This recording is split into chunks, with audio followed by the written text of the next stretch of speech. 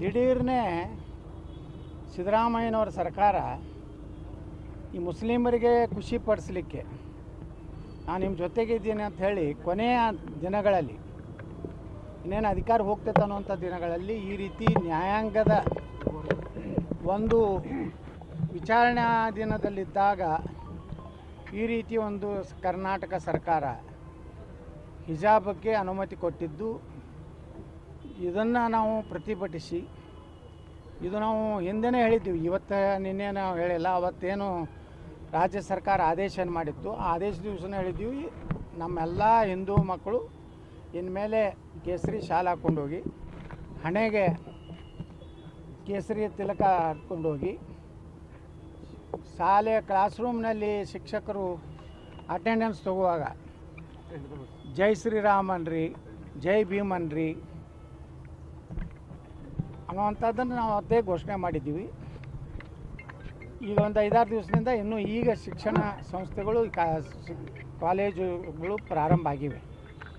ಆ ಹಿನ್ನೆಲೆಯಲ್ಲಿ ಇವತ್ತು ನಾವೆಲ್ಲ ವಿಜಯಪುರ ನಗರದ ನಮ್ಮೆಲ್ಲ ಕಾರ್ಯಕರ್ತರು, ಹಿಂದೂ ಕಾರ್ಯಕರ್ತರು ಏನು ಮಲತಾಯಿ ಧೋರಣೆ, ಒಂದು ಹಿಂದೂ ಸಮಾಜಕ್ಕೆ ಒಂದು ನ್ಯಾಯ, ಮುಸ್ಲಿಮರಿಗೊಂದು ನ್ಯಾಯ ಮಾಡೋದಂಥ ಈ ಒಂದು ಕಾನೂನನ್ನು ವಾಪಸ್ ತೊಗೋಬೇಕಂತೇಳಿ ನಾವು ನಮ್ಮ ಮಕ್ಕಳಿಗೆ ಇವತ್ತು ಕೇಸರಿ ಶಾಲೆ ಹಾಕ್ಕೊಂಡು ಹೋಗುವಂಥ ಒಂದು ಹೋರಾಟವನ್ನು ಮಾಡಬೇಕಂತ ಹೇಳಿ ಇವತ್ತೆಲ್ಲ ನಾವು ಇನ್ನೂ ಅಲ್ಲಿ ಬಂದು ಸೇರ್ತಾ ಇದ್ದೀವಿ.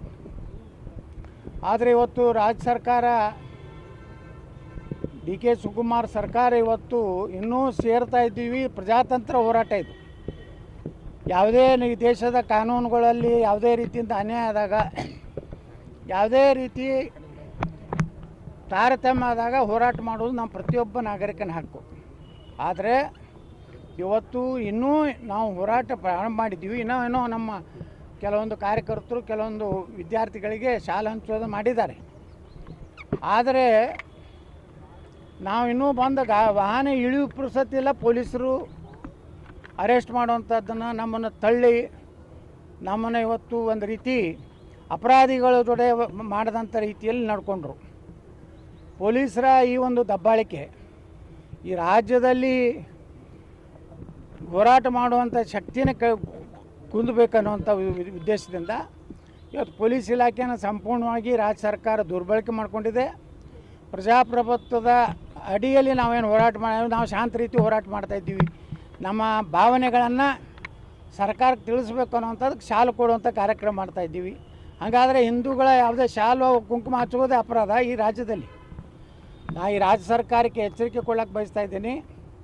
ನಿಮ್ಮ ಇದೇ ರೀತಿ ಹಿಂದೂ ವಿರೋಧಿ ನೀತಿ ಮುಂದುವರೆದರೆ ನೀವು ಹೆಂಗೆ ಪಶ್ಚಿಮ ಬಂಗಾಳದಲ್ಲಿ, ಆಸಾಮದಲ್ಲಿ ಧೂಳಿಪಟಾಗಿ ಹೋಗಿರೋಲ್ಲ ಹಿಂದೂಗಳನ್ನು ವಿರೋಧ ಕಟ್ಕೊಂಡಿದ್ದಕ್ಕೆ, ಕರ್ನಾಟಕದಲ್ಲಿ 2028ಕ್ಕೆ ನೀವು ಧೂಳಿಪಟ ಆಗ್ತೀರಿ. ನೀವೇನಾದರೂ ತಿಳ್ಕೊಂಡಿರ್ಬೇಕು.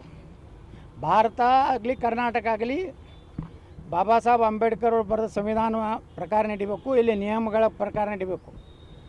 ಇಲ್ಲಿ ಸೋನಿಯಾ ಗಾಂಧಿ, ರಾಹುಲ್ ಗಾಂಧಿಯ ಸಂವಿಧಾನ ನಡೆಯೋದಿಲ್ಲ. ಇಲ್ಲಿ ನಡಿಬೇಕಾಗಿದ್ದು ನಮ್ಮ ಬಾಬಾ ಸಾಹೇಬ್ ಅಂಬೇಡ್ಕರ್ ಅವ್ರದ್ದು ಮತ್ತು ನಿಯಮಗಳು, ಹಾಕ್ಕೊಂಡಂಥ ನಿಯಮಗಳು. ಅದನ್ನು ಬಿಟ್ಟು ನೀವು ಬೇಕಾಬಿಟ್ಟಿಯಾಗಿ ನೀವು ಏನು ಬೇಕಾದರೂ ಮಾಡಿದ್ವಿ. ಮುಸ್ಲಿಮರ ತುಷ್ಟೀಕರಣಕ್ಕೆ ಒಂದು ರೀತಿ ಅತಿ ಬಹುಶಃ ದೇಶದಲ್ಲಿ ಎಲ್ಲೂ ಇಲ್ಲ. ಮಮತಾ ಬ್ಯಾನರ್ಜಿ ನಂತರ ಕರ್ನಾಟಕದ ಈ ಸರ್ಕಾರ ಆ ರೀತಿ ಅತಿರೇಕವಾದಂಥ ನಿರ್ಣಯಗಳನ್ನು ತಗೋತಾ ಇದ್ದೀರಿ. ಮತ್ತು ಇನ್ನು ಮುಂದೆ ಏನಾದರೂ ತಿಳ್ಕೊಂಡಿರ್ಬೇಕು ನೀವು. ಹಿಂದೂಗಳ ಹೋರಾಟಗಳನ್ನು, ರಾಷ್ಟ್ರೀಯ ಸ್ವಯಂ ಸೇವಕ ಸಂಘದ ಯಾವುದಾದ್ರೂ ಚಟುವಟಿಕೆಗಳನ್ನು, ವಿಶ್ವ ಹಿಂದೂ ಪರಿಷತ್ತಿನ ಚಟುವಟಿಕೆಗಳನ್ನು, ಹಿಂದೂ ಪರವಾದಂಥ ಹಬ್ಬ ಹರಿದಿನಗಳಲ್ಲಿ ನೀವು ತೊಂದರೆ ಮಾಡಿದ್ರೆ ಅದಕ್ಕೆ ನಾವು ಸುಮ್ಮನೆ ಕುಂಡ್ರೋದಿಲ್ಲ. ನಾವು ಜೈಲಿಗೆ ಹೋಗ್ಲಿಕ್ಕೂ ತಯಾರಿದ್ದೀವಿ. ನಿಮ್ಮ ಸರ್ಕಾರ ಇನ್ನು 2 ವರ್ಷ ಅಷ್ಟೇ. ನೀವು ಹುಷಾರಿರ್ರಿ. ಇದೇ ರೀತಿ ಆದರೆ ರಾಜ್ಯದಲ್ಲಿ ದಂಗೆ ಹೇಳ್ತದೆ ಅನ್ನೋಂಥ ಎಚ್ಚರಿಕೆಯೇ ರಾಜ್ಯ ಸರ್ಕಾರ ಕೊಡ್ಲಿಕ್ಕೆ ಬಯಸ್ತಾ ಇದ್ದೀನಿ. ಇವತ್ತೇನು ಪೊಲೀಸ್ ಇಲಾಖೆದವರು ನಮಗೆ ಈ ರೀತಿ ಯಾವುದೇ ಇದು ಇರಲಾರ್ದೇ ಅವತ್ತು ಕರ್ಕೊಂಡು ಬಂದು ನಮ್ಮನ್ನೆಲ್ಲ ಜೀಪ್ನಲ್ಲಿ, ಟೆಂಪೋದಲ್ಲಿ ತಳ್ಳಿ ಹಾಕಿ ನಮ್ಮನ್ನೆಲ್ಲ ಏನು ಮಾಡಿದ್ದಾರೆ, ಇದನ್ನು ನಾನು ತೀವ್ರವಾಗಿ ಖಂಡಿಸ್ತೇನೆ. ಇದು ಇಲ್ಲಿಗೆ ನಿಲ್ಲುವುದಿಲ್ಲ. ನಮ್ಮ ಹೋರಾಟ ನಿರಂತರ ಇರ್ತದೆ. ನಾ ಇಡೀ ರಾಜ್ಯದ ನಮ್ಮ ಎಲ್ಲ ಹಿಂದೂ ಏನು ವಿದ್ಯಾರ್ಥಿನ ಕರೆ ಕೊಡ್ತೀನಿ, ಎಲ್ಲರೂ ಸ್ವಯಂ ಪ್ರೇರಿತರಾಗಿ ಇನ್ಮೇಲೆ ಕೇಸರಿ ಶಾಲೆ ಹಾಕ್ಕೊಂಡು ಕಾಲೇಜಿಗೆ ಹೋಗ್ಬೇಕು. ಎಲ್ಲಿವರೆಗೆ ಈ ಹಿಜಾಬನ್ನು ಸರ್ಕಾರ ವಾಪಸ್ ತಗೋದಿಲ್ಲ ಅಲ್ಲಿವರೆಗೆ ನಾವು ಆ ಒಂದು ಶಿಸ್ತನ್ನು ಉಲ್ಲಂಘಿಸಬೇಕಾಗ್ತದೆ ಅಂತ ಎಚ್ಚರಿಕೆ ಕೊಡಲಿಕ್ಕೆ ಬಯಸ್ತಾ ಇದ್ದೇನೆ.